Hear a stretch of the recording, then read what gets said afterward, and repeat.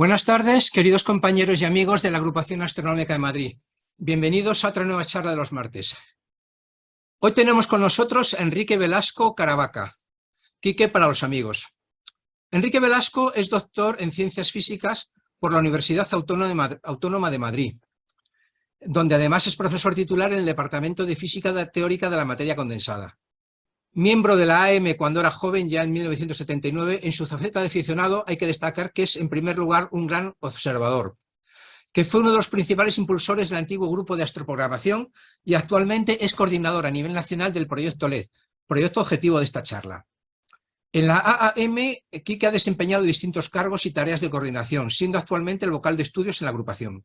Asimismo, es un miembro activo del grupo de estudios, y las efemérides de Neomedia, yo creo que todos lo sabéis, que están calculadas por él. Autor de numerosas publicaciones en su faceta profesional, es coautor, junto con su hermano Pedro Velasco, de la edición anual de la consagrada Guía del Cielo para observación a simple vista de las constelaciones y planetas, luna, eclipses y lluvias de meteoros. Seguro que muchos conocéis aquí que también por el cursillo de iniciación que nos ha dado distintas charlas a lo largo de los años que han pasado. Quique, es un placer tenerte con nosotros. Muchas gracias cuando quieras. Bueno, muchas gracias, Pepe, por la presentación. Y bueno, vamos con esta charla que se trata de, os voy a contar un poco, espero que no sea muy aburrido, cosas de un proyecto que hemos llamado Proyecto LED, el acrónimo de Ocultaciones Lunares de Estrellas Dobles, ¿no? Entonces, un proyecto, bueno, que se nos ocurrió en el grupo de estudios, un poco, bueno, pues la idea de hacer ocultaciones. Entonces, bueno, es un tipo de ocultaciones, las ocultaciones lunares. Hacemos también o intentamos hacer ocultaciones asteroidales. Y bueno, creímos que era un proyecto interesante incluso para proponerlo como proyecto PROAM en el marco de la SEA, de la Sociedad Española de Astronomía, y de la FAE, ¿no? Y bueno, pues digamos que estas instituciones nos han ayudado a darle publicidad, y como consecuencia de eso, pues tenemos ahora un grupo de observadores repartidos más o menos por España, que están colaborando, ¿no? Y ahora os voy a enseñar algunos resultados que hemos obtenido con sus datos, ¿no? Bueno, el grupo está formado por estas personas, más o menos todos colaboran en este proyecto y en muchos otros proyectos. Y bueno, ya para empezar, pues os comento un poco algunos datos del proyecto. Hay hasta ahora 14 observadores que están repartidos, bueno, pues por toda la península. Tenemos incluso recientemente hemos incluido un observatorio en Alemania y en Baleares, pero bueno, todavía necesitamos algún otro observador repartido sobre todo por el oeste y por el sur, y especialmente en Canarias, ¿no? Esto de la distribución geográfica de los observadores es muy importante por lo que vamos a ver ahora, ¿no? Hasta ahora hemos recopilado 80 observaciones y estudiado unas 20 estrellas dobles. Entonces, bueno, estos son los 14 observadores que actualmente colaboran en el proyecto, muchos de los cuales, bueno, son de aquí, ¿no? De la agrupación. Bueno, ¿qué es una ocultación lunar? Todos sabéis lo que es. Esto es una imagen de una estrella. Este es el terminador de la Luna. La Luna, pues, se mueve en general de oeste a este. Y aquí podéis apreciar, a lo mejor no se aprecia muy bien, el limbo lunar. Claro, esto es el limbo oscuro de la Luna, ¿no? Entonces, en general, el limbo oscuro no se ve, pero a veces sí se ve. En este caso se ve un poquito. De hecho, bueno, para facilitaros un poco la tarea, lo he puesto ahí en una línea. Entonces, la Luna se mueve de oeste a este y por tanto, oculta todo lo que encuentra a su paso, ¿no? Va barriendo, digamos, el cielo, pues tiene un diámetro de unos 30 minutos de arco. Entonces, todo lo que encuentra en esa banda lo va barriendo y por tanto lo va ocultando, ¿no? También ocurren este tipo de fenómenos en el otro limbo. Cuando el limbo oscuro está hacia el oeste, pues lo que ocurre es que vemos aparecer estrellas y astros por detrás desde detrás de la Luna, ¿no? Entonces, bueno, aquí lo que ocurre es que la estrella aparece, o sea, de pronto desaparece, ¿no? Esto sería lo que se llama una inmersión. En principio es un fenómeno abrupto, pero en realidad es bastante complejo. Cuando uno muestrea a tiempos cortos, ve que en realidad el fenómeno es mucho más complejo. Luego os voy a decir en qué sentido, ¿no? Bueno, pues esto sería una ocultación lunar. La Luna tiene una velocidad aparente, que bueno, luego voy a dar algunos números de cuánto vale, ¿no? Entonces, bueno, los astros, pues con respecto a la Luna, se moverían en el sentido contrario y sufren, bueno, la inversión aquí y la emersión aquí, ¿no? En general estamos interesados en fenómenos que ocurren en el limbo oscuro, ¿no? Ya sean estas inmersiones o si la fase de la Luna es la contraria, si está fuera la fase oscura, pues serían emersiones, ¿no? Porque lo que ocurre en el limbo iluminado pues es difícil bueno, de ver, de estudiar, ¿no?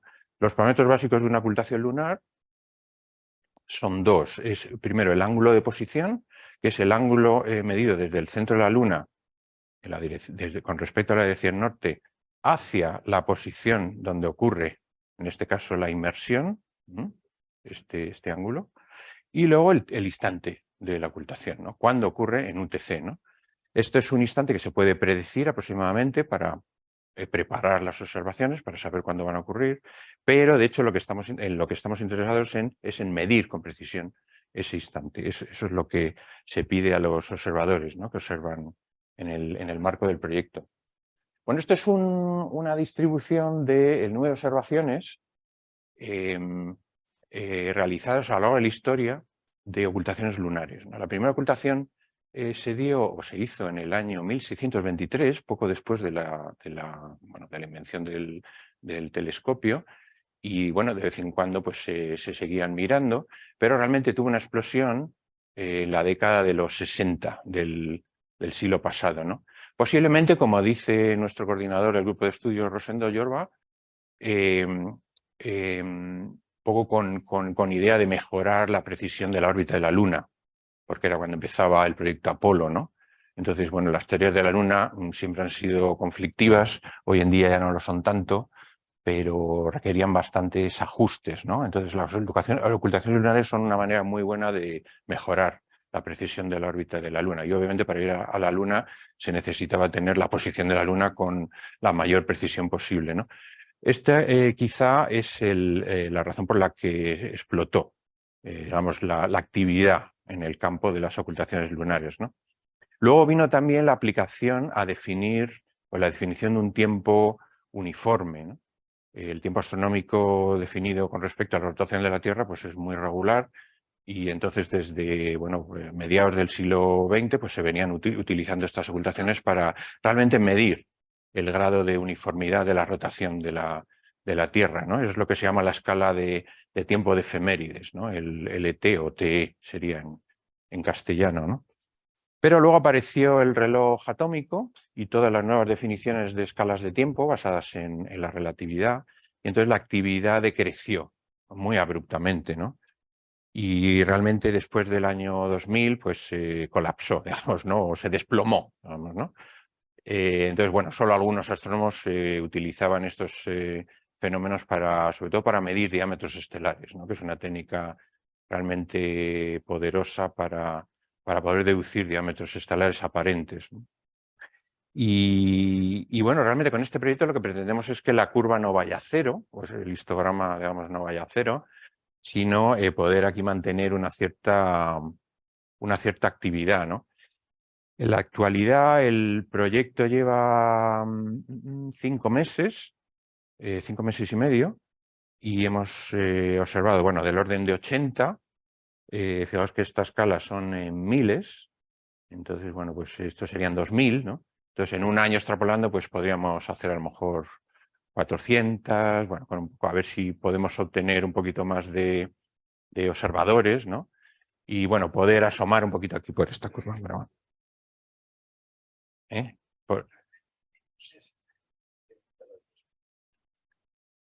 Ya, es que, a ver, en ciencia lo que es el número de observadores por 10 a menos 3 es igual a 2 o 4. Entonces lo tiene que pasar al otro miembro, ¿no? Entonces son 2000, 4000, pero bueno, se puede interpretar de varias maneras.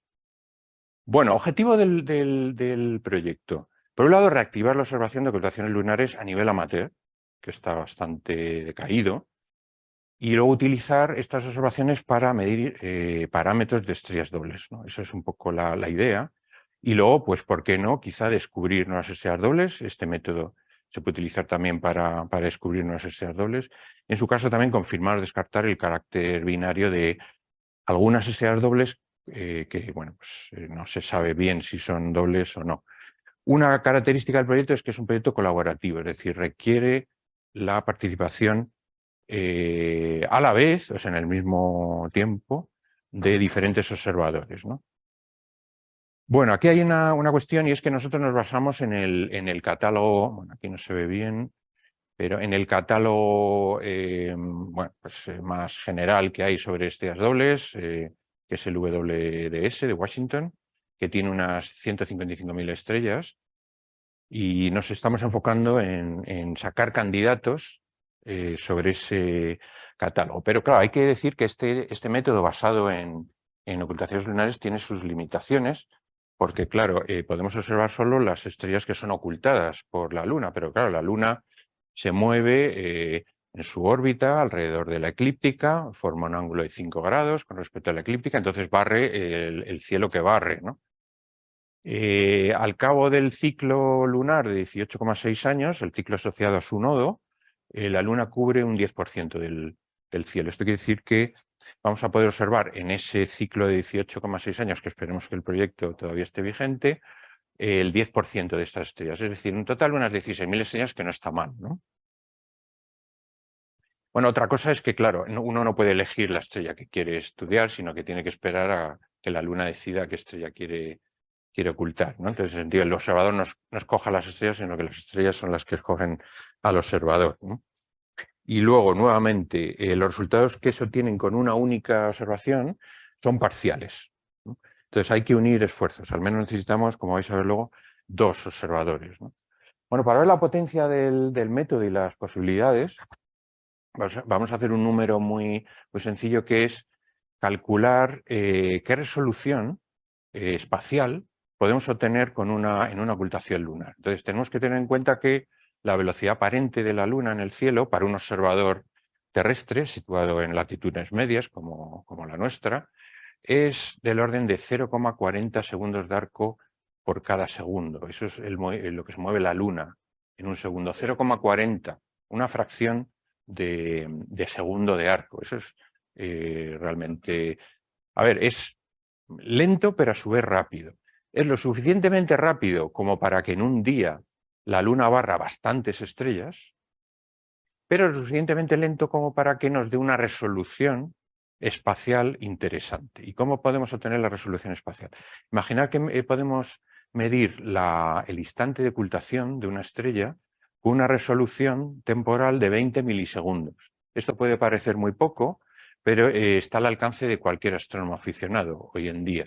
Pero esto hace 2 décadas, 3 décadas, pues era un reto, ¿no?, obtener esta precisión. Hoy en día no es un reto, ¿no? Entonces, si nosotros multiplicamos esta velocidad, 0,40 segundos de arco por segundo, por los segundos que tienen 20 milisegundos, ¿no?, serían 0,020 segundos, nos da una medida espacial que son 0,008 segundos de arco, es decir, 8 milisegundos de arco. Esto es una unidad que va a aparecer bastante en la presentación, el milisegundo de arco. Esto es una precisión asombrosa, es decir, vamos a tener una resolución angular en el cielo de 8 milisegundos de arco, ¿no? Claro, para explotar esta resolución tenemos que hacer cosas, ¿no?, que es lo que os voy a explicar. ¿Para qué nos sirve esta resolución? Bueno, para hacer astrometría, eso es básicamente lo que queremos hacer. Es decir, obtener la posición de los astros en el cielo.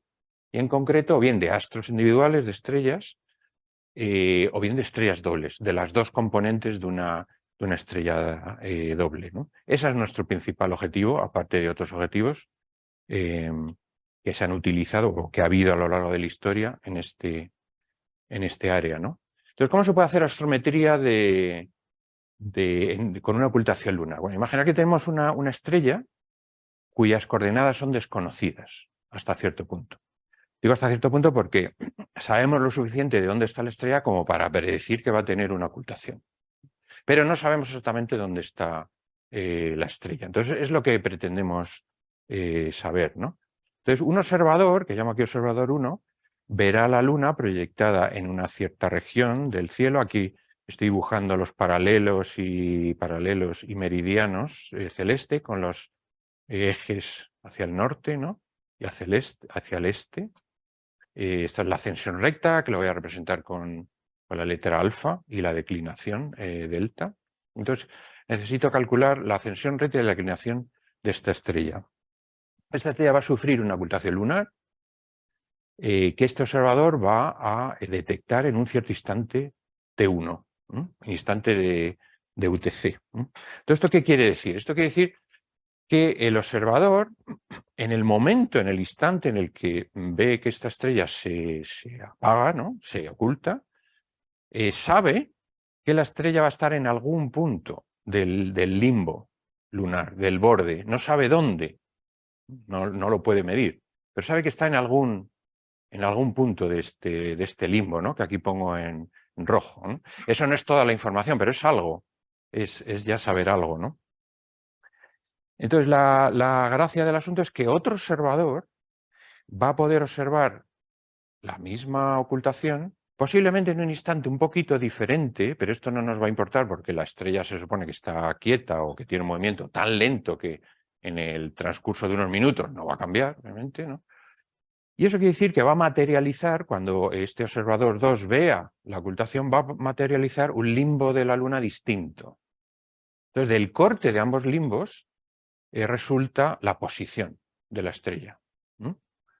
Esto en realidad es un punto único, esto da una solución única. Si esto fueran arcos circulares, tendría una posición única. Por cierto, que este observador 2 también podría ser el mismo observador en otra lunación, en la cual esta estrella también tenga una ocultación. Eso ocurre, ¿no? En dos lunaciones sucesivas una determinada estrella tiene ocultación, ¿no? O bien también podría ser otro observador en otra lunación. O sea, el tema es bastante flexible. El asunto es tener dos limbos que corten, ¿no? Asociados a la ocultación de una misma estrella, ¿no? Entonces, esto es lo que se llama la técnica de superposición de limbos. Superponemos dos limbos, ahí donde corte, ahí tenemos la posición de la estrella. ¿Qué pasa si más de dos observadores observan la ocultación? Bueno, tendremos tres limbos, ¿no? Tres cosas normalmente tienen la manía de no cruzarse en el mismo punto, ¿no? Entonces, esto obviamente, si hacemos un zoom, pues vemos que hay como tres soluciones, ¿no? Tres posibilidades, ¿no? Entonces aquí tenemos que decidir cuál será el punto más óptimo. Obviamente el punto más óptimo estará situado en algún punto del centro de la región, ¿no? Entonces, en los métodos que utilizamos para obtener la posición, lo que hacemos es imponer un criterio de mínima distancia, ¿no? De alguna manera. Luego precisaremos un poco más, mínimos cuadrados, efectivamente. Aquí ya, como siempre... Bueno, otro problema que puede haber. Imaginar que los limbos están formando un ángulo un ángulo muy pequeño, ¿no? Ahí vamos a tener errores a la hora de precisar el corte, ¿no? Y la razón es muy simple. Esto es una especie de zoom de los limbos, suponiendo que son rectos, ¿no? Obviamente esta técnica va a tener una determinada precisión, que luego voy a comentar cuál es. Entonces vamos a poder determinar dónde está el limbo con una cierta incertidumbre, ¿no? Y eso se aplica a los dos limbos. Entonces, en este caso, el corte de los dos limbos estaría generando una especie de región, ¿no? Donde podríamos decir, bueno, la estrella va a estar en el centro de esta región, pero con un más menos, ¿no? Con una incertidumbre, ¿no? Por cierto, este ángulo entre los dos limbos es igual a la diferencia de ángulos de posición que he definido al principio, ¿no? De los dos puntos de contacto, que van a ser distintos para los observadores, ¿no? Pero ¿qué ocurre si el ángulo es pequeño? Es decir, los observadores están tan cerca, situados geográficamente, que sus limbos son muy parecidos. La región de intersección va a ser grande. Entonces vamos a tener una incertidumbre grande, ¿no? Entonces, la primera conclusión es que para que el proyecto, bueno, pues tenga sentido, los observadores tienen que estar bien separados. ¿Cuánto? Se estima que del orden de 100-200 kilómetros. Tengo aquí hecho una cuenta que no os voy a aburrir con ella, pero bueno, básicamente es cuánto se mueve la Luna cuando yo me muevo sobre la superficie de la Tierra. Eso tiene que ver obviamente con la paralaje lunar. Y como consecuencia de esa paralaje lunar, cuánto se desplaza un punto de contacto de una ocultación a lo largo del limbo lunar. Entonces, para tener una variación de 8 grados, necesito moverme unos 200 kilómetros, ¿no? Entonces estamos hablando, esto explica un poco por qué ese mapa que puse al principio, ¿no?, de la distribución gráfica del observador, necesitamos que estén bastante separados. Esto, por ejemplo, es un mapa de cómo evoluciona una ocultación proyectado sobre la superficie de la Tierra. Estos serían limbos en instantes diferentes, separados cada 5 minutos, ¿no? Entonces, la sombra, esto sería como la sombra de la Luna proyectada sobre la superficie de la Tierra, a la altura de España, ¿no? Entonces, cómo va progresando. Y por tanto, todos los observadores que estuvieran a lo largo de un determinado limbo verían la ocultación en la misma instante de tiempo, ¿no?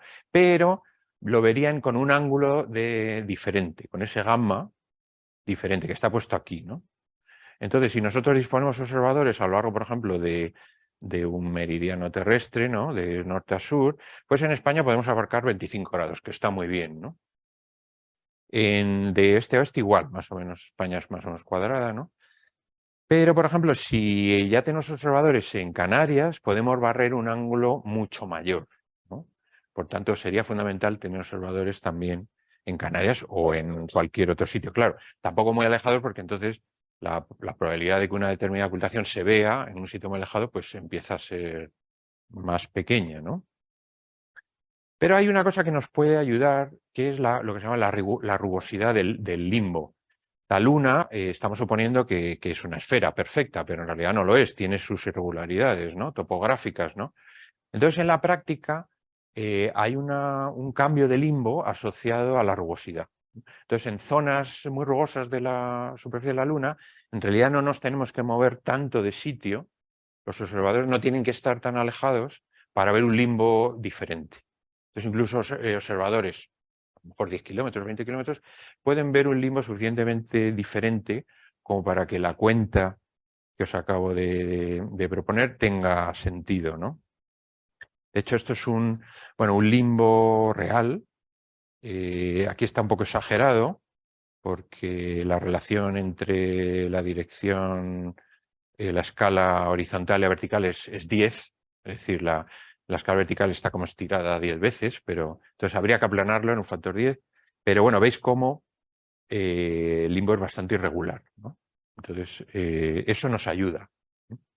Bueno, ¿cómo podemos hacer astrometría de estrellas dobles? Os he contado un método para hacer una estrella, ¿no? Pero claro, las estrellas dobles tienen 2 componentes, entonces habría que hacer lo mismo para las 2, ¿no?, separadamente, ¿no? Recordad que una estrella doble se caracteriza por 2 parámetros. El ángulo teta, el ángulo de posición que se llama, ¿no?, que es con respecto a la estrella, a la componente principal, que se llama A, y con respecto a la dirección norte, medir el ángulo que forma el eje, bueno, el segmento que separa la A y la B, ¿no? Y luego la ρ, que es la distancia, la separación entre componentes. Entonces, dando ρ y teta, tenemos caracterizada la estrella doble, ¿no? También podemos utilizar, en lugar de ρ y teta, las proyecciones cartesianas x, y en los ejes x, y, ¿no?, que son las típicas, esta y esta, que están relacionadas con ρ y teta de esta manera, ¿no?, ρ coseno y ρ-seno. Entonces, o ρ y teta o x, y, de manera alternativa, nos sirven para caracterizar una estrella doble. Estos son los típicos diagramas que se usan en el área de las estrellas dobles para representar las órbitas aparentes de estrellas dobles, con estos mismos ejes que he definido, el x y y. Entonces se pone en el origen la componente A y se ve cómo la componente B pues orbita alrededor, ¿no? Entonces cada uno de estos puntos es una medida xy o ρ teta de la componente B con respecto a la primaria, a la A. Es muy importante tener cuantos más observaciones mejor y repartidas a lo largo de todo el arco, ¿no?, para poder hacer una estimación de la órbita. ¿Por qué es interesante la órbita de las estrellas dobles? Porque si nosotros conocemos la órbita aparente y además sabiendo la distancia, podemos obtener la órbita real. Y a partir de la tercera ley de Kepler podemos estimar las masas de las estrellas, ¿no? Que es el punto crucial en la física estelar, en la astrofísica estelar. Entonces es por eso que estas estrellas dobles son muy importantes. Esto es solo uno de los métodos que hay para estimar masas. Quizá el más, o el que aporta más información es el de las binarias eclipsantes, pero bueno, nosotros nos estamos centrando en las estrellas dobles que se pueden medir así, ¿no? Bueno, vamos a ver un poco más de detalle sobre cómo se hace esto. En realidad una ocultación lunar es lo que yo llamo aquí una máquina astrométrica, en el sentido de que midiendo un tiempo obtenemos un espacio. Es una especie de reloj inverso. En un reloj de manecillas estaríamos midiendo la posición de las agujas y inferimos el tiempo, ¿no? Aquí es al revés, es un reloj inverso. Entonces, el proceso que nos lleva del tiempo al espacio es complejo. Aquí, bueno, lo pongo como una especie de máquina, esto es un telar, ¿no? Y tiene muchas componentes. ¿Por qué? Porque, para empezar, una ocultación lunar es un evento bastante preciso en el que un observador, la luna, el limbo lunar y una estrella se alinean, ¿no? Se ponen exactamente en una línea, ¿no? Es un momento preciso. Entonces, depende de muchos factores. Depende de que seamos capaces de saber la posición lunar con precisión, la posición del observador con precisión, la posición de la estrella con precisión y el perfil lunar con precisión, ¿no? Hay muchos factores que intervienen en esto y hay que controlarlos todos, ¿no? Entonces, en el pasado se utilizaron las ocultaciones lunares para sacar información de la posición lunar. Suponiendo que lo demás estaba bien, pues obtenemos información de la posición lunar, ¿no? De la luna, ¿no? Luego también se utilizaron para sacar información del perfil lunar. Dada por buena la posición de la luna, la del observador y la posición de la estrella, sacar información del perfil lunar. Y también se puede obtener la posición de la estrella, que eso es lo que nosotros hacemos en este proyecto, ¿no? Entonces, lo que hacemos es astrometría de estrellas dobles y hay dos situaciones en las que podemos hacer esta astrometría. Uno que llamo astrometría absoluta y otra astrometría relativa, ¿no? La más importante o la más poderosa es la astrometría relativa, como vamos a ver ahora, ¿no? Tiene un inconveniente y es que solo se aplica a separaciones entre componentes muy pequeñas, ¿no?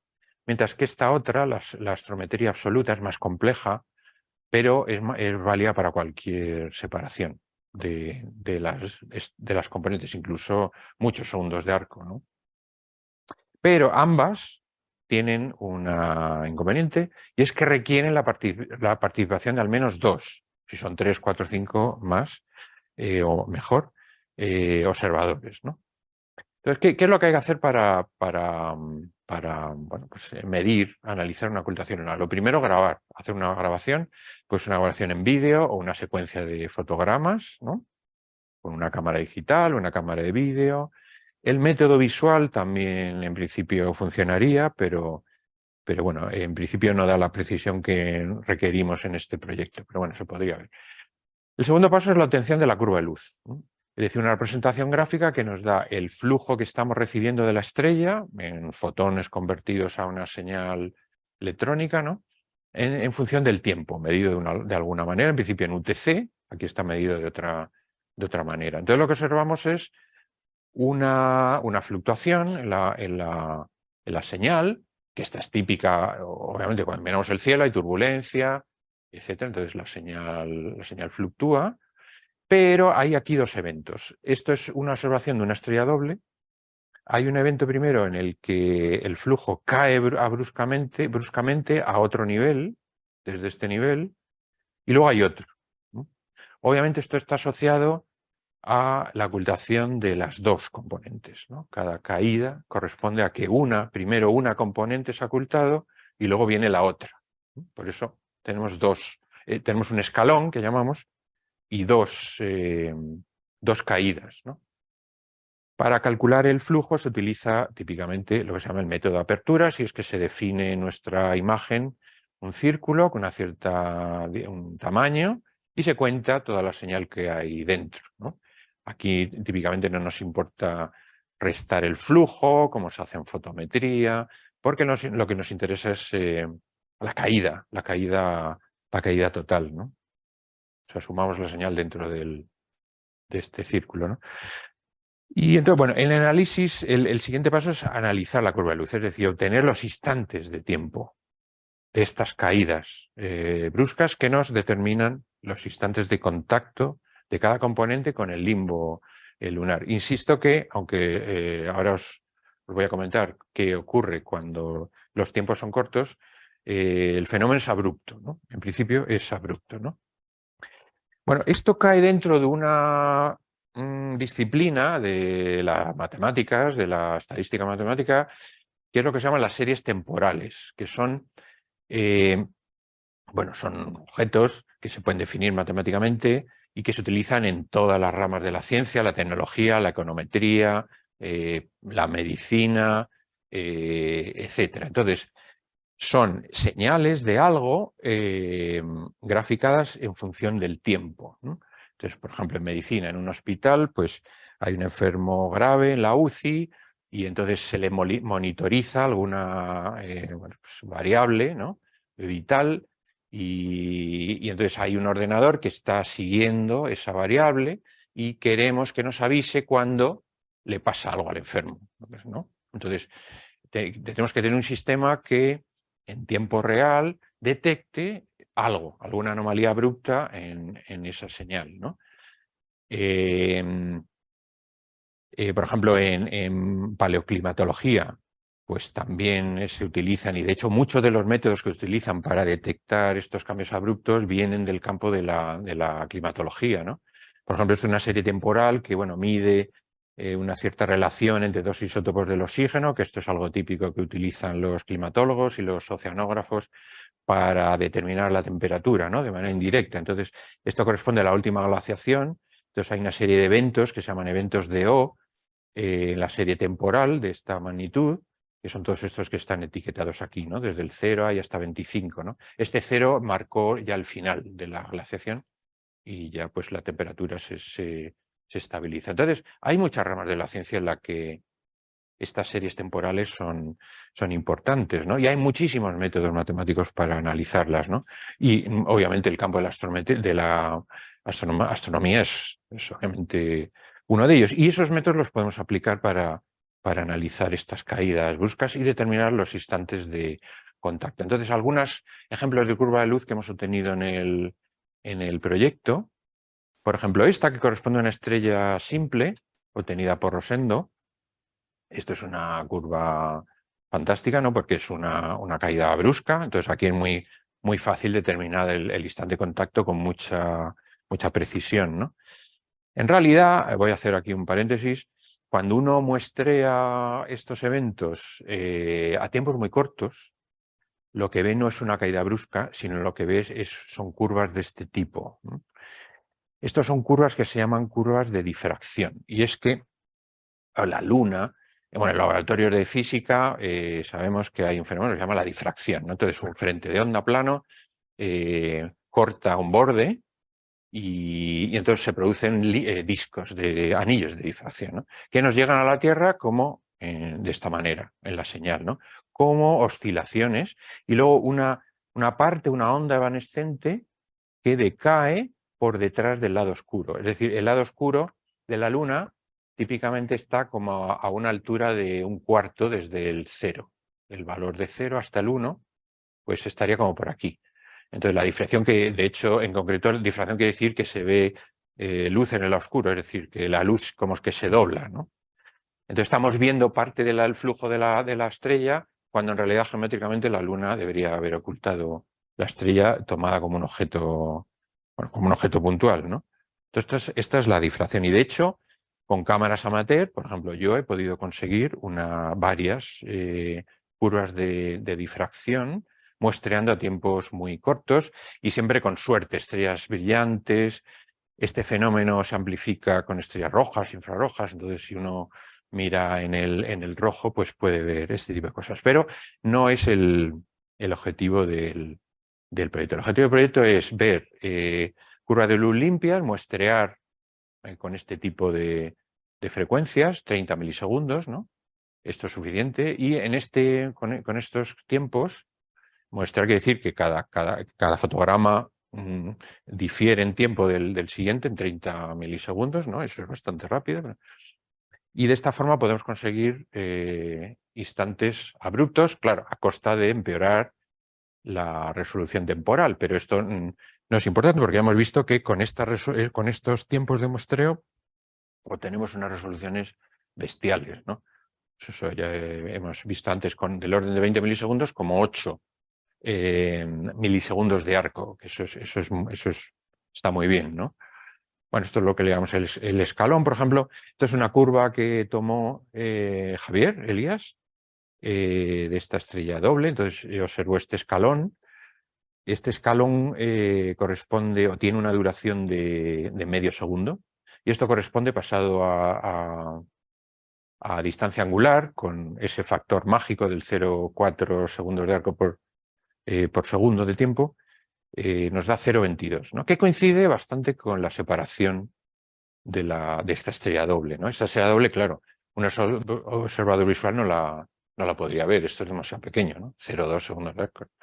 Pero aquí se ve muy, muy fácilmente con una ocultación lunar. Esta es otra curva de luz obtenida por Ricard Casas. Esta es por Rima, Gamma Virginis, que es bastante limpia en apariencia, ¿no? Y de hecho, es una curva muy, muy bonita. Se puede determinar los instantes de contacto, pero hay algunos problemas.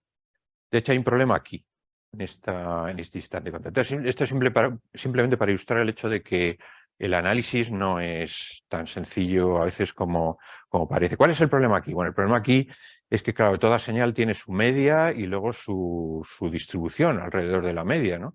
Entonces, en este caso, este escalón, esto fue una emersión, ¿no? Entonces, la estrella, primero salió una componente y luego salió la otra, ¿no?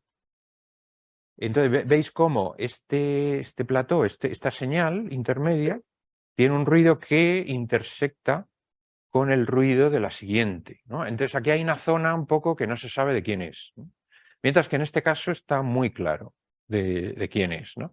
Bueno, aquí un zoom. Entonces, aquí hay un puntito, pero un intermedio, que esto es típico de, cuando uno muestrea con una cierta frecuencia, pues a veces hay el fotograma en el que cae la ocultación, pues se empieza a llenar, o en este caso es al revés, ¿no? Ese fotograma empieza a estar oscuro y de pronto en medio del fotograma pues sale la estrella, entonces empieza a acumular, pero claro, llega a un flujo pequeño, ¿no? La mitad, depende de lo que le pille. O sea, esto no indica que ha habido un fenómeno o una ocultación suave, sino que esta es abrupta. Ya si hubiera más de un punto, sí. Pero en este caso está claro, pero en este otro caso no, porque estos puntos no los sabemos asociar a un nivel o a otro. Entonces tenemos que hacer un estudio estadístico para saber cuál es el instante y asociar una incertidumbre, que eso es importante, ¿no? En cualquier medida física tenemos que hacer la medida y darle una incertidumbre, ¿no? Un error. ¿Cuál es la incertidumbre que está viendo ahí, ¿no? Este es otro caso conflictivo en el que ambas es una emersión, ¿no? Es una inmersión. Ambos contactos son conflictivos, ¿no? Entonces, a veces hay problemas. Os enseño esta serie que es bastante interesante, que luego os voy a dar algún detalle más, de la observación de una misma estrella por parte de 3 observadores, Jaime Izquierdo, Jordi Marco y Javier Elías, de una estrella en la que primero se ocultó la estrella débil, la estrella secundaria, con lo cual el flujo cayó muy poquito, y luego ya la primaria. Entonces, la dificultad de este problema es que la estrella secundaria, la estrella B, la componente B, es muy débil. Entonces, cuando se oculta, el flujo cae muy poquito, ¿no? Entonces, claro, aquí hay que primero discernir cuál es el nivel al que ha caído, porque hay mucho ruido, ¿no? Aquí se ve un poco mejor, por ejemplo, en esta curva, ¿no? Pero luego, sobre todo, eso no es lo importante. O sea, ver que ha caído, pues el cerebro lo hace muy bien, ¿no? Pero luego poner un instante de contacto, ese es el problema, ¿no? Eso es donde hay que trabajar, ¿no? No es un asunto trivial. Sí, una pregunta ahí. Por favor, pasar el micro que no se oye las preguntas, el micro inalámbrico. Coldo, pásalo, por favor, encendido. No, oye, la pregunta es, lo que nos estás presentando corresponde a la ocultación de una única estrella hecha por 3 observadores localizados en sitios diferentes. Sí. Entonces, lógicamente, tiene que haber resultados diferentes. Por supuesto. O sea, los instantes de que va a haber cada observador van a ser diferentes. Incluso, bueno, aquí no he puesto cada cuánto muestreó cada observador, pero este escalón puede tener una diferencia, una amplitud temporal, ¿no? Muy diferente de este y de este, dependiendo de dónde esté. De hecho, esa diferencia es la que nosotros explotamos para sacar la información. Pero bueno, el primer objetivo es sacar los instantes. Ahora voy a dar un ejemplo para que veáis cómo pueden diferir. En este caso, ¿cómo detectáis dónde está el nivel? Porque se parecen mucho. ¿Utilizáis algún sistema de media móvil de cierta longitud? Aquí hay una plétora, hay una cantidad de métodos impresionante para hacer estas cosas, ¿no? Entonces, algunos son muy sofisticados. En general, hacer algo sencillo bueno, es simple, que es ajustar con una función escalón. Sí. Pero luego asignar incertidumbres es lo complicado. Entonces, ¿Cómo detectas el escalón, por ejemplo, en la curva de arriba, donde hay mucha variación sí. de uno con el otro? Bueno, eso daría pie a una semana de un curso especial de métodos bayesianos para analizar los puntos tal, ¿no? Gracias. O sea, es complejo, Sí. es complejo. Este tema esto se llama en inglés Change Point Analysis, es toda una rama del tema de series temporales, ¿no? Y empezó en los años 60 y todavía hoy hay actividad. Por ejemplo, en economía, ¿no? Esta gente de la bolsa, a ver qué pasa, tal, qué ha pasado, tal. Métodos de estos, ¿no? Hay matemáticos que están metidos en departamentos de economía haciendo métodos de estos, ¿no? Efectivamente, prediciendo lo que no pasa. Luego también hay métodos, por ejemplo, hay métodos para analizar series de estas inmediatamente, ver qué ha pasado, ¿no? Pero hay otros métodos distintos para decir, bueno, tengo toda mi serie, voy a ver con tranquilidad qué le pasa. Son distintos, ¿no? Son más potentes, ¿no? Gracias. Vale, entonces, queremos entonces determinar los contactos. Si la estrella es una sola, solo habrá un contacto. Si es una doble, pues habrá dos contactos. Bueno, os voy a enseñar cómo se hace la astrometría. Primero os voy a enseñar la relativa y luego la absoluta, porque es bastante curioso. Imagina una situación en la que tenemos una estrella doble, A y B. Esto es un esquema, ¿eh? Imaginar que la estrella es tan cerrada, ¿no? Que en nomenclatura astronómica quiere decir que no se ve visualmente, solo, si la miramos solo se ve un punto, pero en realidad hay dos, ¿no? Cuyo flujo total es la suma del flujo de ambas, ¿no? Entonces están tan cerca que no se ven, pero imaginar que el esquema es este. Entonces, si están tan cerca, el sitio por el que se ocultan en la Luna podemos considerar que es recto, que es un limbo recto, ¿no? Porque, claro, la Luna tiene una rugosidad. Entonces, cuando hablo rugoso, pues lo podemos caracterizar con dos parámetros. Un parámetro que te dice cuánto varía la rugosidad en vertical y luego en qué escala horizontal, que en este caso sería a lo largo del limbo, están ocurriendo las cosas, ¿no? Entonces hay dos escalas, ¿no? Entonces, si la separación entre A y B es comparable con alguna de esas dos escalas típicas de la rugosidad del limbo lunar, entonces esto no vale. Pero si es muy pequeñita, entonces podemos suponer imaginar que esto en escala real pues sean 10 metros en el limbo lunar, ¿no? Entonces, en 10 metros podemos suponer que la Luna no le pasa nada, salvo que estemos en el borde de un cráter a punto de caernos por un lado para otro, ¿no? No, eso no sería esto el caso, ¿no? Vale. Entonces, ¿qué es lo que va a ocurrir? Bueno, la estrella está quieta con respecto al entramado de meridianos y paralelos, pero la Luna se mueve, entonces el limbo se va a mover. ¿En qué dirección? Pues en la dirección que dicta la velocidad aparente de la Luna en ese momento, que por ejemplo es esa V, ¿no?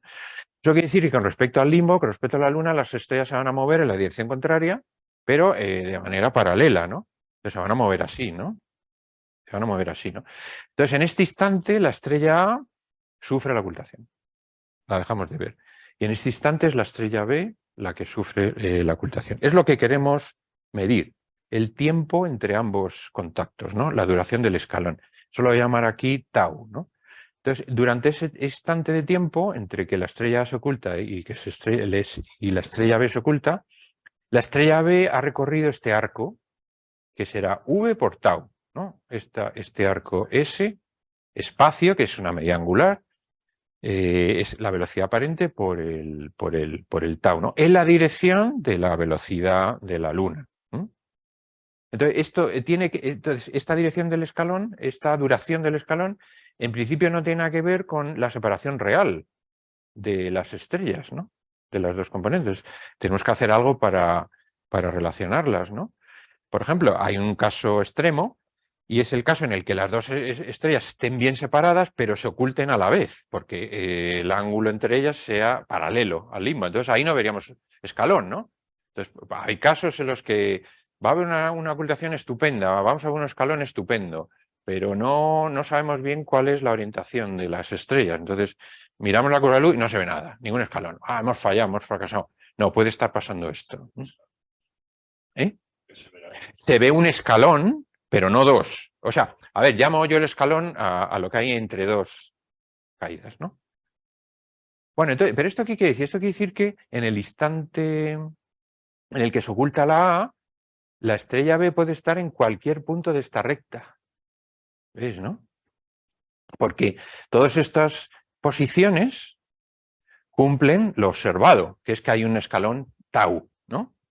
Entonces, una observación de un escalón no es suficiente para determinar la posición de B.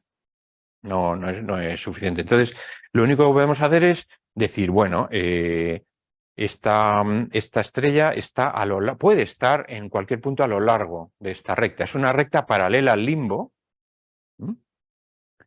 Y hay todo un análisis geométrico que se puede hacer, que me lo ahorro, para sacar la ecuación de la recta, recordar cursos de álgebra en el bachillerato, la ecuación de una recta. En este sistema de ejes tradicional, centrado en la componente A lo largo del norte y hacia el este, ¿no?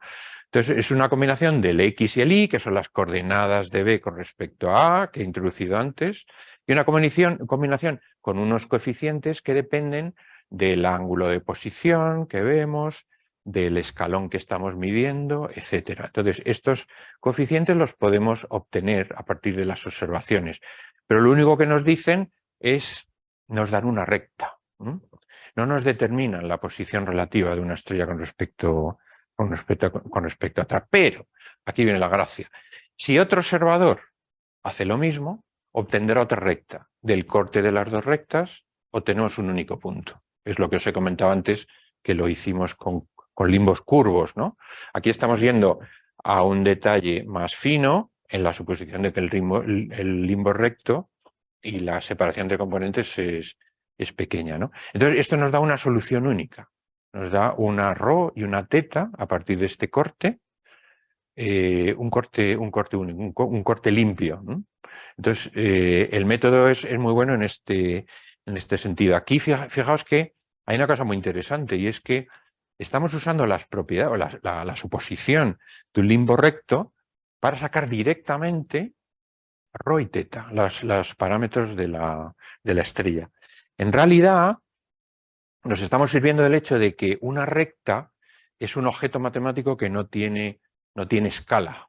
No podemos decir, si fuera rugoso, sí, podemos decir, bueno, pues dentro de cada tanto, típicamente, ¿no?, el perfil lunar cambia. Pero una recta no tiene escala, ¿no? Entonces, esta propiedad de invariancia con respecto en realidad es una invariancia con respecto a dónde aterriza la componente A. Nos da igual que aterrice en cualquier sitio, ¿no? Porque lo que importa es la posición relativa, ¿no? Entonces, esta aproximación es muy buena, pero no siempre se puede hacer. Se puede hacer solo para las estrellas que están más cerradas, ¿no? Para dobles cerradas, ¿no? Entonces, claro, en un esquema de estos, una vez que tenemos determinado el corte, tendríamos una posición que se suma a las otras obtenidas por otros métodos para obtener la órbita, ¿no? Si tenemos 3, pues ya hemos dicho que se puede hacer, ¿no?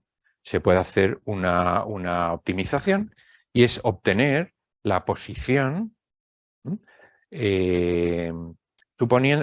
imponiendo que la distancia a las rectas sea mínima, ¿no? En un sentido de mínimos cuadrados. Esto es un tema matemático que me lo ahorro por ahora, que luego volveré. Algunos resultados. Bueno, esta estrella que la observamos, no recuerdo, a principios de año, no recuerdo cuándo fue, 2 observadores, entonces obtuvimos esta posición que se compara bastante bien con observaciones previas de años anteriores, ¿no? Entonces, bueno, esto fue una estimación bastante precisa, porque fijaos la escala aquí, las X, esto está en segundos de arco, estos son 5 centésimas de segundo de arco, una décima de segundo de arco, o sea, estamos llegando a un nivel de resolución muy pequeño, ¿no? Con esta técnica de ocultaciones lunares, ¿no?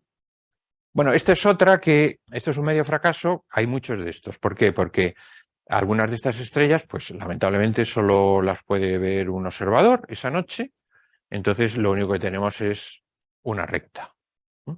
Sabemos que la estrella puede estar, la estrella componente B con respecto a la A, que está como siempre en el origen, puede estar en cualquier punto de esta recta, pero no sabemos en cuál, necesitamos otra recta. Aquí pues pasó igual, ¿no? Aquí, sin embargo, sí que también pudimos obtener un punto. En fin, bueno, tenemos varios casos ya de aplicación de esta técnica. Vamos ahora a la otra técnica, que es la técnica de astrometría absoluta, ¿no? Aquí lo que intentamos es obtener la posición de ambas estrellas, y luego, sabiendo la posición de ambas, hay unas ecuaciones de la trigonometría esférica que nos permiten obtener el ρ y el θ.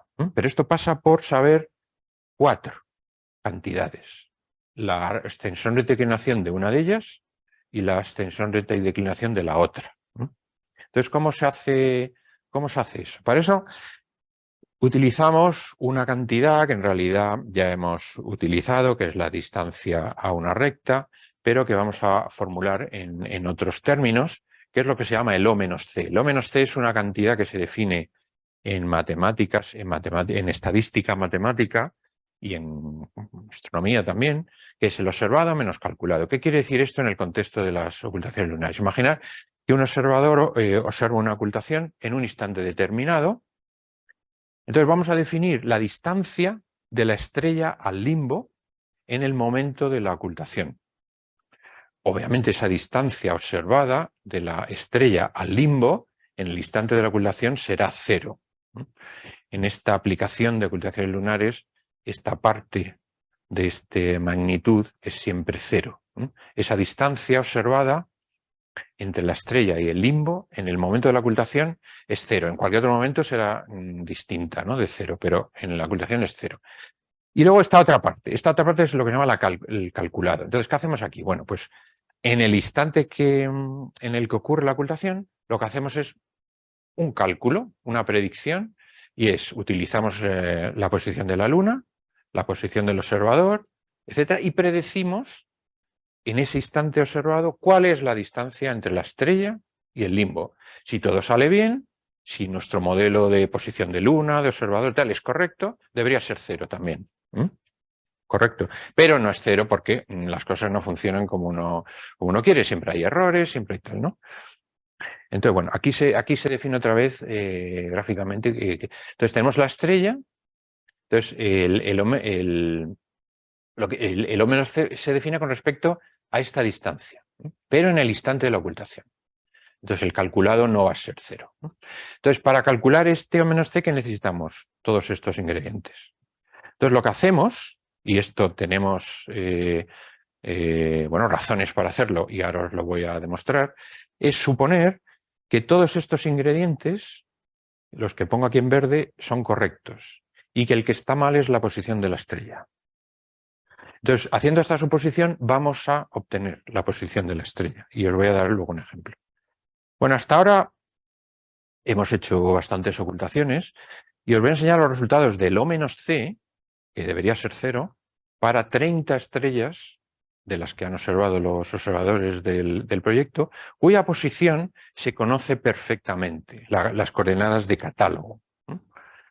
Esta es la distribución de O-C de esas 30 estrellas. Fijaos que la media es prácticamente 0, solo 2 milisegundos de arco, como esperaríamos, ¿no?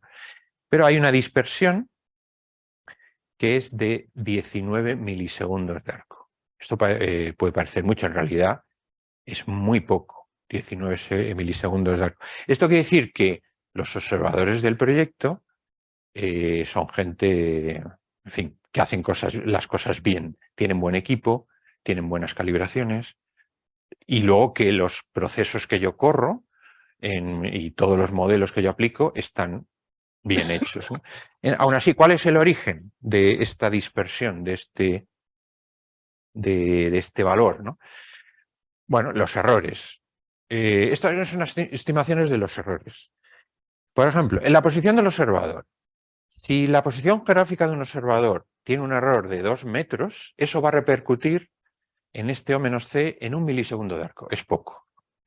Ahora, es algo. Si la posición del observador me dice, estoy observando esta ocultación desde mi casa y las coordenadas son tales, si me las da con 10 metros de error, aquí va a haber un 5. Eso ya explicaría una parte importante de este 19, ¿no? Por eso yo todos los observadores me voy a Google y veo si coincide, o yo creo que las coordenadas que me dan coincide con una posición razonable, ¿no? Y que lo haga bien, exacto. Luego, la posición de la Luna hoy en día no es un problema, se puede dar completamente precisa, ¿no? La posición del limbo, que sobre el conocimiento del limbo se ha dado un gran avance en los últimos años porque ha habido sondas que han ido allí a hacer telemetría, ¿no? Altimetría, láser, y se conoce la posición del limbo con una precisión de pocos metros, ¿no? Entonces, bueno, yo estimo que unos pocos milisegundos de arco también pueden ir en la posición del limbo. Entonces, si una estrella está bien puesta de catálogo, el grueso del error viene de la estimación del contacto. Pero también tengo que decir que estos 12 milisegundos de arco que pongo aquí como error del instante de contacto, los he calculado suponiendo que la incertidumbre en la medida del observador es solo de 5 milisegundos, ¿no? Y luego más los errores asociados a la determinación del instante de contacto. O sea que todo esto parece muy negativo, pero en realidad es impresionante. Os pongo aquí fantástica precisión, ¿no? Esto, yo como astrónomo aficionado, nunca me hubiera imaginado que unas medidas de astrónomos aficionados pudieran dar lugar a medidas de esta precisión. Pero en parte es la Luna, que se conoce muy bien, y la suma de todo. Es la suma de todo, ¿no? Vale. Y ahora el último punto. El último punto es que, claro, hay estrellas dobles que uno hace este cálculo y sin embargo sale muy mal. El O-C sale muy mal. ¿Esto por qué es? Esto es porque uno de los ingredientes del cálculo del O-C es la posición de la estrella. Entonces, si una estrella de catálogo sé que están, por ejemplo, las componentes así, pero desde que se hizo el catálogo hasta la actualidad que observamos han hecho así, las coordenadas han variado. Entonces, eso da lugar a unos desdoblamientos en este histograma de entre una componente y otra. Entonces, aquí en verde es el histograma de las estrellas individuales, en morado es el desdoblamiento de las dos componentes de las estrellas dobles. Entonces, la idea es que estas cantidades que parecen muy grandes y ¡buah, esto es un desastre! No, todo lo contrario. Estas cantidades contienen la información necesaria para hacer la fotometría, ¿no? Entonces, ¿cómo se hace esto? Bueno, lo que se hacen es unos mínimos cuadrados. Básicamente, lo que se hace es imaginar que hemos observado una estrella, una única estrella, por parte de varios observadores. Entonces tenemos las coordenadas de esa estrella, lo que creemos que son buenas coordenadas, pero calculamos el O-C para cada observador. Y lo que hacemos es elevamos al cuadrado cada una de ellas y sumamos. Eso nos da un criterio digamos que de distancia al limbo, porque el O menos C no es más que un residuo, una distancia al limbo, que nos permite, ese residuo va a depender de la posición, ¿no? Entonces esto es una gráfica de esa función, que es la suma de todos los O menos C al cuadrado, y lo que tenemos que buscar es el mínimo. Esto es tanto como decir, si podemos variar la posición supuestamente buena de una estrella de manera que los O menos C de todos los observadores sean lo mínimos posibles, ¿no? Entonces, eso se puede hacer y os voy a dar un ejemplo. Por ejemplo, este ejemplo es un ejemplo bastante interesante de una estrella, que bueno, de por sí la estrella es interesante, pero no me voy a meter ahora con eso. Fue observada por tres observadores del proyecto a la vez. Y es una estrella que no es conflictiva, es una estrella simple, no es doble, y que se supone que tiene unas buenas coordenadas de catálogo, que son estas. Pues esto doy la alfa, la delta, horas, minutos, segundos con 10 milésimas de segundo de tiempo en alfa, y aquí milésimas de segundo de arco en delta, ¿no? Entonces supone que son unas coordenadas obtenidas por el satélite Gaia, el satélite astrométrico Gaia, pero vamos a ver si son buenas calculando el O menos C. Estos son los tres observadores, los tres tiempos calculados. Fijaos cómo varían sus instantes de contacto. Este Faustino, que es en Asturias, pues lo observó en el minuto 6 de la hora 18. Ricard Casas desde Cataluña y Jordi Marco también, pues bastantes minutos después. Bueno, los O menos C respectivos de cada uno de ellos son muy, muy, muy pequeños. Esto quiere decir que todo va bien y que la posición de la estrella es correcta. Aquí no hay nada que optimizar, no hay nada que hacer. Esto es mucho menor que los errores intrínsecos que tenemos en el proyecto, porque estos observadores son bastante competentes, ¿no? Fijaos los limbos lunares en el instante de cada contacto, ¿no? Calculados, ¿no? En el instante de cada contacto, de cada observador, la estrella está justo en el limbo, ¿no? Salvo unos poquitos milisegundos que... Entonces aquí no hay nada que optimizar, ¿no? Bueno, optimizar, ¿qué querría decir? Querría decir que si estos OCs nos salen muy mal, de la estrella no sale en los limbos, en alguno de ellos o en todos, el asunto es, ¿puedo mover la estrella en el cielo, en ascensión, rete y declinación, de manera que los O menos C de los observadores mejoren, sean cero, idealmente sean cero? Entonces, para ver eso, por ejemplo, esta imagen, imaginar, esto no es real, ¿no? Pero es un ejemplo. Imaginar, estos O menos C son los que observaron estos observadores, son muy pequeños, pero aún así todavía queda un poquito, ¿no? Entonces, imaginar que pudiéramos tener una resolución suficiente como para decir, ¿puedo mover la estrella? Que fijaos que aquí el entramado de meridianos y paralelos es el mismo, ¿no? Porque la estrella está en un punto del cielo, pero los limbos son diferentes dependiendo de dónde está cada observador, ¿no?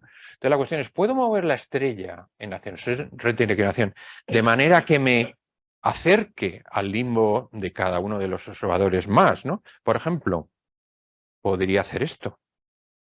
Si la estrella la muevo aquí, esta estaría más cerca de su limbo. El O menos C es esto, de este observador, pero aquí estaría más cerca, ¿no?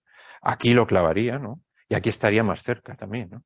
Entonces aquí bajaría mucho los O menos C, ¿no? Esta es un poco la idea. Lo que pasa es que, claro, no lo hacemos visualmente, sino que aplicamos matemáticas, que es el método de mínimos cuadrados sobre esa función, ese paraboloide que os he comentado. Entonces, para que veáis un poco la potencia de esto, esta estrella la he movido artificialmente, porque he querido, la he desplazado 3 segundos de arco en las dos coordenadas para, de manera artificial, imaginar que el catálogo estuviera mal. Entonces, los observadores me han dado sus instantes de contacto, entonces yo, en lugar de usar las coordenadas buenas, uso unas coordenadas desplazadas, en 3 segundos de arco en cada dirección, ¿no? Claro, calculo los O menos C de cada observador y como la estrella no está donde debería estar, me salen muy malos, ¿no? Pero ahora aplico el método este. Imaginar que esto fueran la estrella desplazada a mano, que lo he hecho a mano, pero podría ser una situación real, por ejemplo, una componente de una estrella doble que no se supiera bien dónde está, ¿no? ¿Qué podría yo hacer aquí? Bueno, está claro. Si me muevo aquí, hago el mismo desplazamiento, exactamente por el mismo paralelo meridiano aquí, y aquí hago lo mismo, voy a estar más cerca los tres, ¿no? Entonces llega un compromiso en el que mejoro todo. Y esa nueva posición es la que doy por buena, es la que uso para obtener los resultados del proyecto, ¿no? Entonces, fijaos cómo sale. Cuando hago toda la minimización por mismos cuadros de esta función con respecto a alfa y delta, que es algo muy sencillo numéricamente, la variación de las coordenadas con respecto a estas coordenadas desplazadas a mano, ¿no? Vuelve a su estado original prácticamente. Han recuperado el -3 en cada una de las coordenadas. Y vuelvo a tener las coordenadas buenas. Entonces, aquí el resultado de esto es que he recuperado las coordenadas buenas de la nada. Bueno, de la nada no, de la información que me han dado los observadores con sus instantes de contacto. Esto muestra la potencia del método, ¿no? Entonces, por ejemplo, esto ya es el último ejemplo. Esta estrella doble la pudimos observar, que es esa estrella doble que tiene tantos problemas, porque el primer contacto está un poquito incierto, ¿no? Este contacto. Aún así, aplicamos esta técnica para ver si podíamos reproducir las coordenadas de ambas estrellas, la B, que es la primera que se oculta, y la A, que esta está mucho mejor determinada, y obtuvimos estos números, estos parámetros, la separación y el ángulo de posición.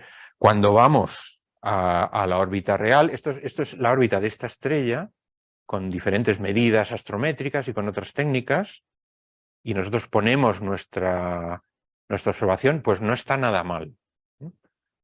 Tendría una cierta incertidumbre, pero de luego con respecto, por ejemplo, a métodos astrométricos, no está nada mal. Esto es un resultado bastante espectacular, diría yo, dado además que esta ocultación pues, tenía algunos problemas con respecto a este... Pero bueno, indica un poco la potencia de la técnica. Entonces, bueno, os dejo aquí esta página web, que es la página web del proyecto, por si, bueno, aquellos interesados que hagáis fotometría. Esto es una fotometría muy sencilla porque no tienes que hacer nada de ninguna banda, ningún filtro, nada. Simplemente sumar luz y ver cuando el flujo cae. Y mandar la observación y nosotros la analizamos, ¿no? Entonces, en esta página web tenéis toda la información de... Esto lo hacemos por meses. Cada mes proponemos una lista de objetivos. Todos los observadores, según sus posibilidades, pues se van observando. Y bueno, lamentablemente, con 14 observadores que tenemos todavía ahora mismo, hay muchas estrellas que se quedan huérfanas, ¿no? O que no se ven, o que se ven solo por parte de un observador, que tampoco da lugar a una astrometría final, ¿no? Entonces necesitaríamos muchos más observadores, bueno, o sea, como el doble, para poder cubrir una fracción importante de los objetivos que nos proponemos. Entonces, esto es algo que además se puede incluir en el programa de observación de cualquier astrofotógrafo que esté haciendo a lo mejor algo o que haga fotometría variable, que no le importe que esté la luna por ahí, ¿no? Entonces, es una observación sencilla, corta y que no plantea básicamente problemas. Y bueno, pues eso, todos aquellos que estéis interesados por este proyecto y en aportar, pues sois de luego muy bienvenidos, ¿no? Y bueno, lo dejamos aquí. Si hay alguna pregunta más. Muchas gracias, Quique. Comentar que esta página es accesible directamente desde la página de la Agrupación Astronómica de Madrid. El proyecto OLED, pincháis y os sale directamente la página de Google Sites de Quique. ¿Hay alguna pregunta en la sala mientras el resto que está por YouTube responde o quiere hacer preguntas? Sí, yo tengo una. Quería preguntar, has mencionado Gaia. ¿Os ha ayudado Gaia para mejorar la precisión de la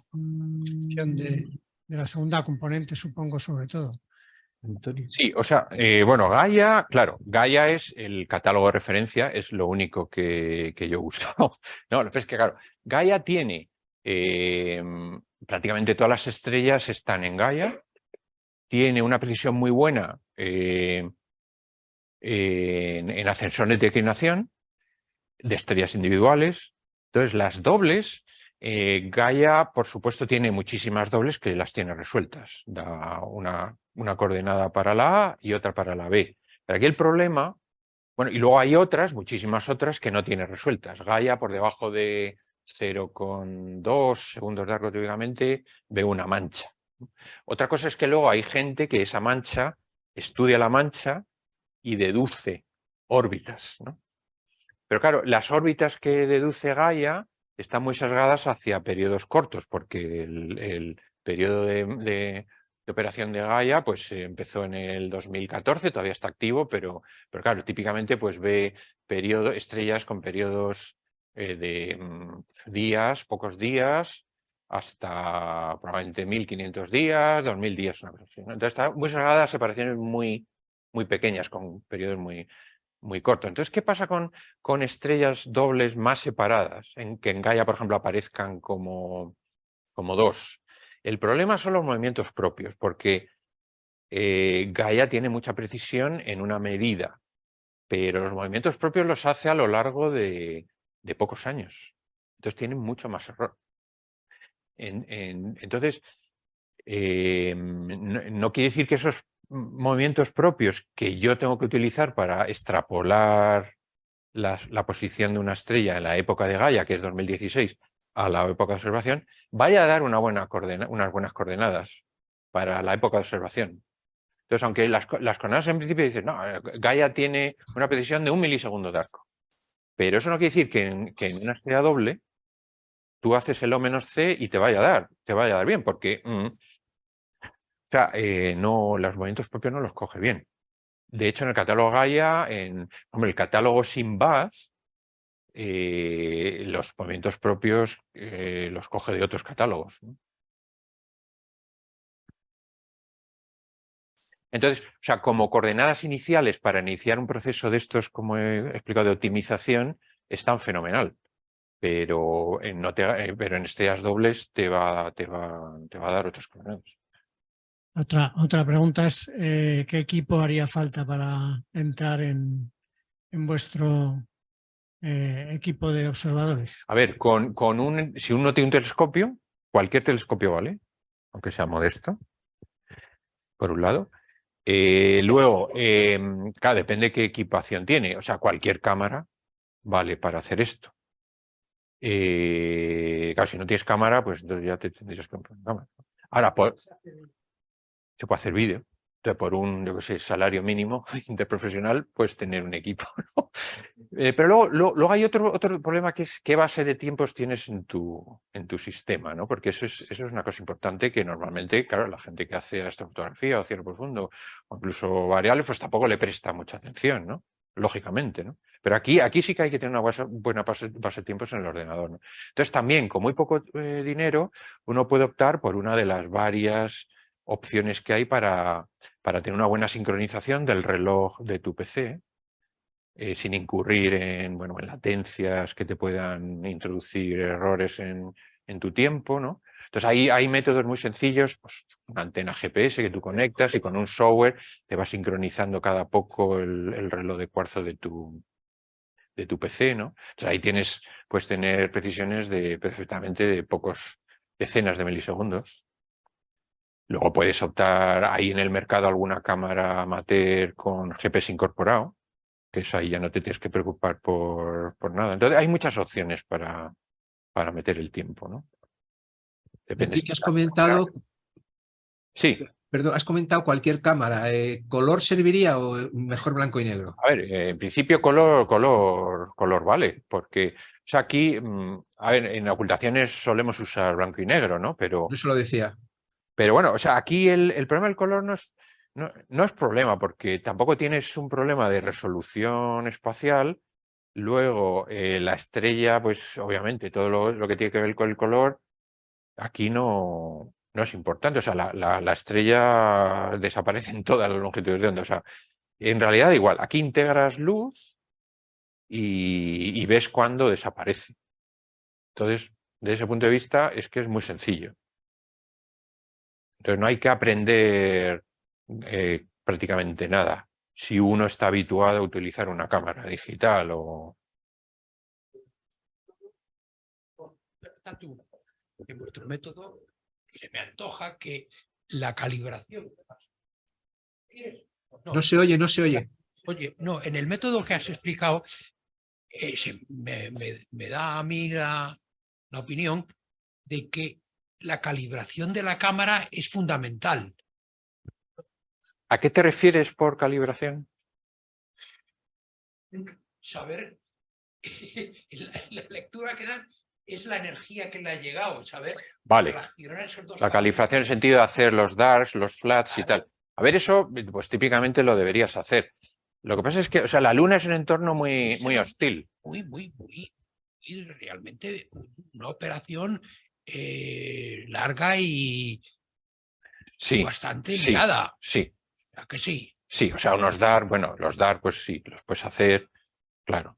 Se me antoja en las cámaras modernas, las cámaras antiguas, la cámara tenía una respuesta que variaba de hoy a mañana. ¿Te acuerdas? ¿Cuándo me estás hablando? ¿A qué te refieres? ¿De una respuesta? Las cámaras de captación de imagen que nosotros utilizábamos normalmente, el calibrado había que hacerlo casi antes de... Sí, o sea, calibrados obviamente hay que hacer. Entonces, por ejemplo, si tendrás que hacer, si tienes una máquina súper sucia, con mucho polvo, pues tendrás que hacer tus flats y tus cosas. Pero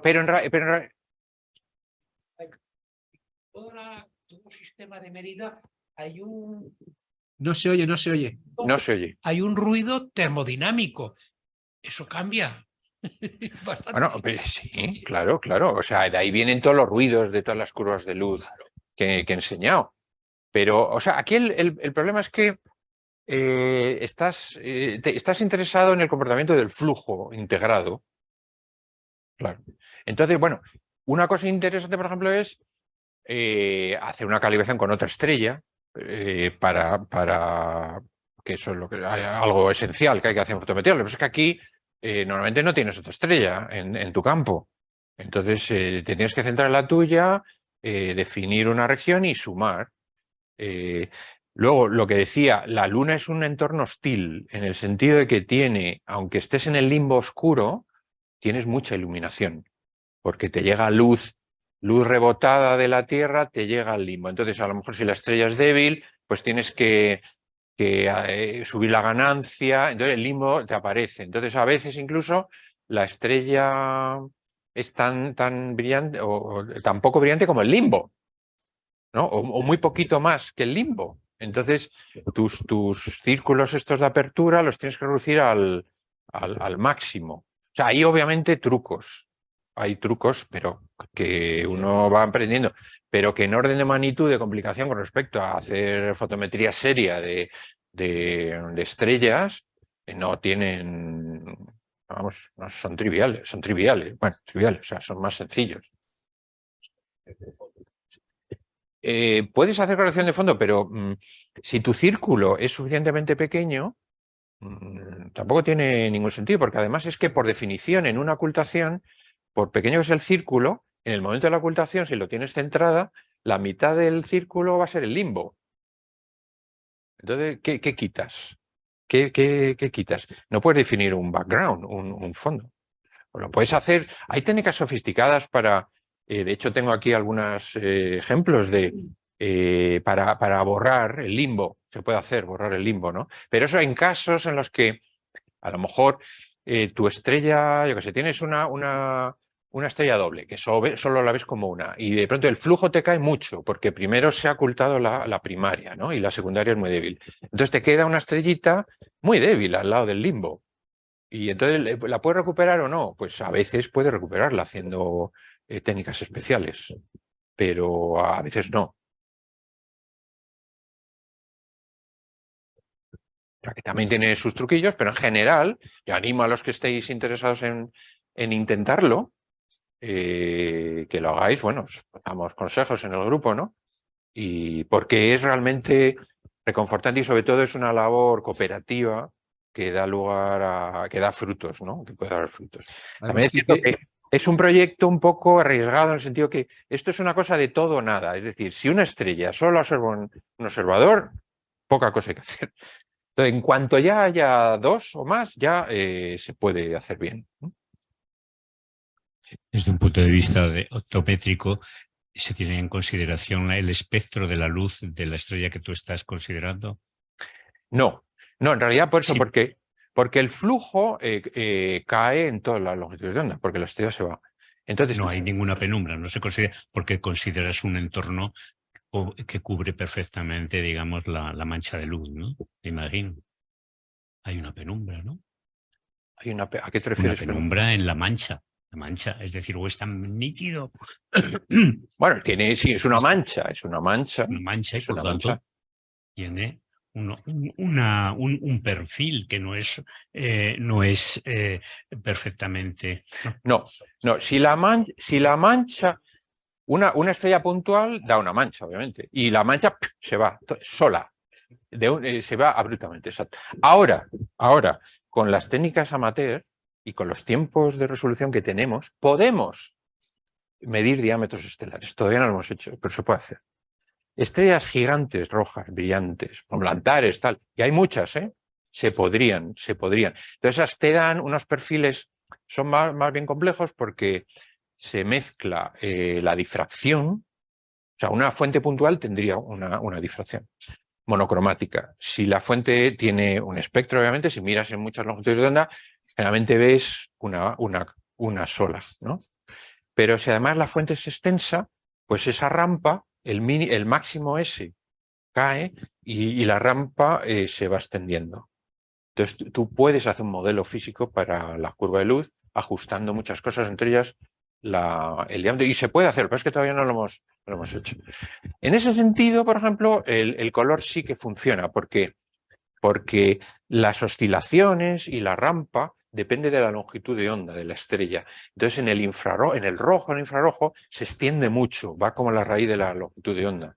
Entonces, claro, al infrarrojo tú no puedes llegar con cámaras amateur, pero bueno, te puedes un poco acercar, poner un filtro rojo, y si la estrella es brillante, puedes tener un flujo suficiente como para ver, que es el ejemplo de una curva bastante interesante que puse antes, ¿no? Entonces, en estrellas determinadas sí que el color sí que influye. El análisis es complejo porque tienes que ver la distribución espectral de la estrella, tienes que ver la respuesta de tu cámara, pero se puede hacer.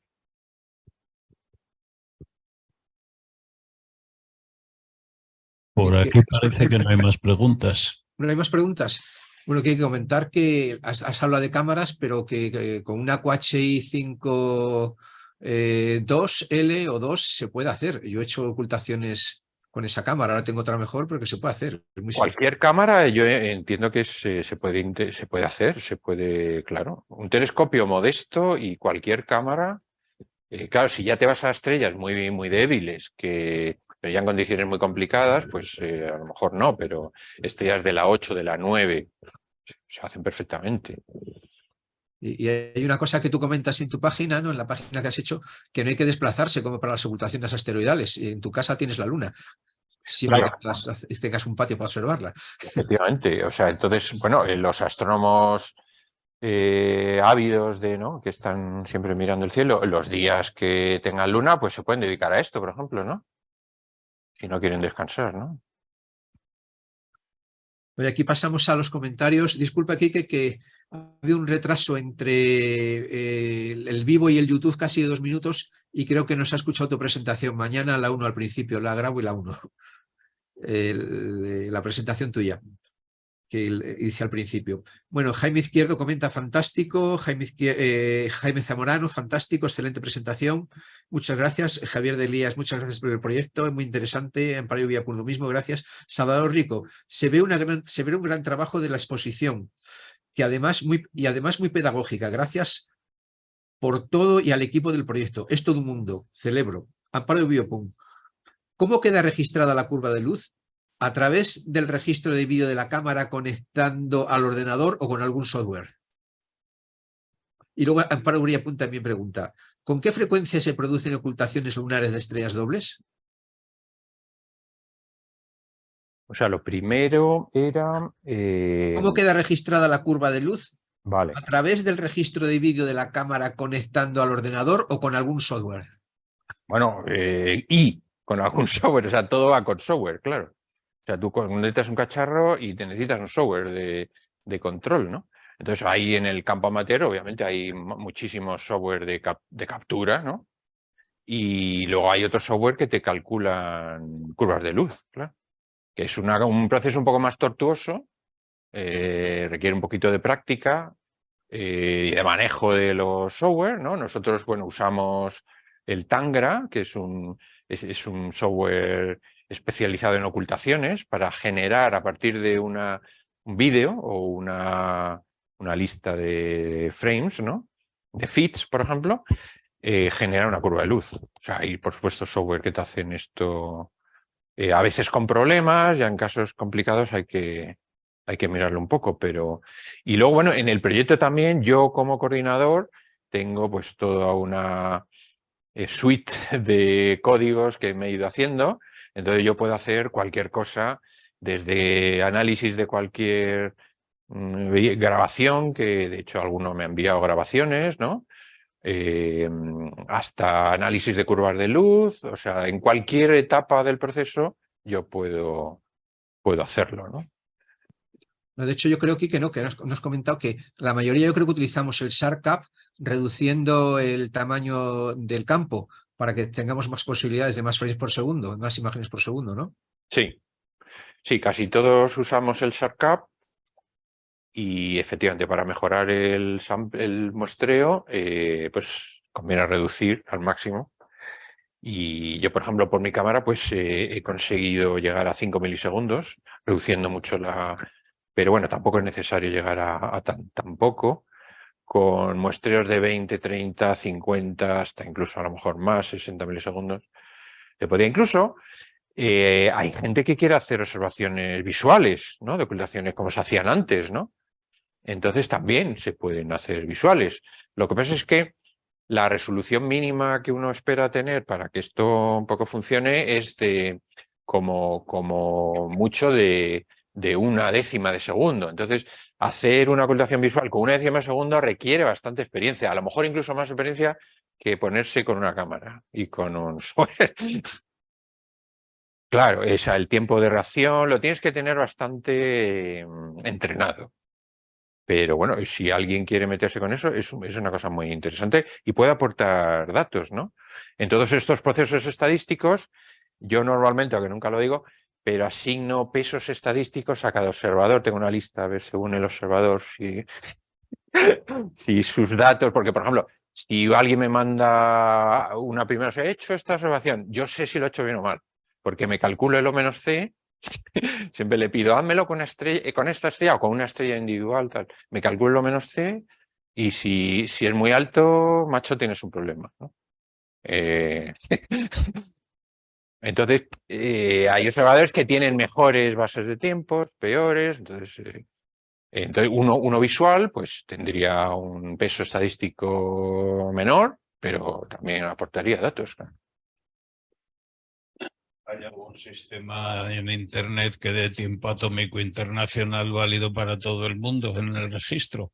Perdona, ¿con un qué? El tiempo atómico internacional no se distribuye por Internet y poder sincronizar todos los ordenadores. Por supuesto. Claro, eso es una de las técnicas que hay. Entonces, sabiendo la posición y el tiempo teórico, se saben los desplazamientos y...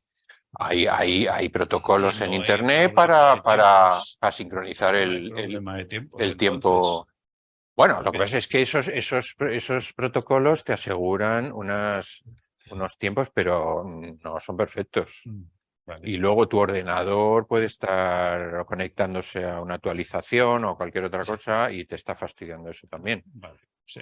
Entonces hay cosas que hay que tener en cuenta. En principio, estas cosas hay que hacerlas con el ordenador Solo para eso. Si no tiene internet, mejor. Sí, y solo para eso. Y sí solo que para puede. eso.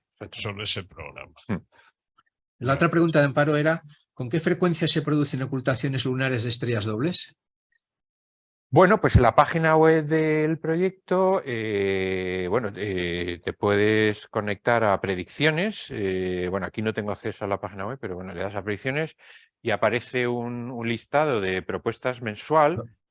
Puede llegar a ser en un mes, pues en principio podrían ser 30. Lo que pasa es que yo reduzco, bueno, incluso más, pero la reduzco a 15, no más de 20, para optimizar la probabilidad que los observadores las vean, ¿no? Entonces, bueno, pues lo que es que, claro, también cerca de la luna llena, pues es muy complicado, con iluminaciones de más del 90%, es muy complicado ver una ocultación lunar, ¿no? Y luego, pues eso también, pues cuando la luna se va creciendo, pues también va decreciendo, pues hay que ver de noche, de madrugada, entonces bueno, en el proyecto típicamente pues eso, hay como 15, 20 al mes, pero hay más, hay más. Luego, Raúl Muñoz pregunta, ¿qué resolución mínima debería tener el telescopio para resolver la mayoría de estrellas interesantes? Esto no se trata de tener resolución espacial en el telescopio, porque, insisto, aquí se trata de que la estrella pasa de verse a no verse. Entonces da igual la resolución. Lo que importa es la resolución temporal, no espacial. Tú puedes tener una mala resolución espacial, te da igual. A lo mejor ves la estrella como un manchón. Bueno, hay un tema de magnitud, claro, pero una estrella que se vea, un manchón que se te mueva a todos sitios, turbulencia, para arriba, para abajo. En el momento que la estrella desaparece, todo eso se te va a acabar.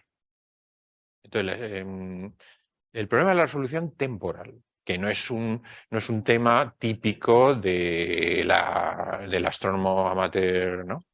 De las actividades normales del astrónomo amateur. Pero por eso hay que tener una base de tiempos buena instalada en el ordenador.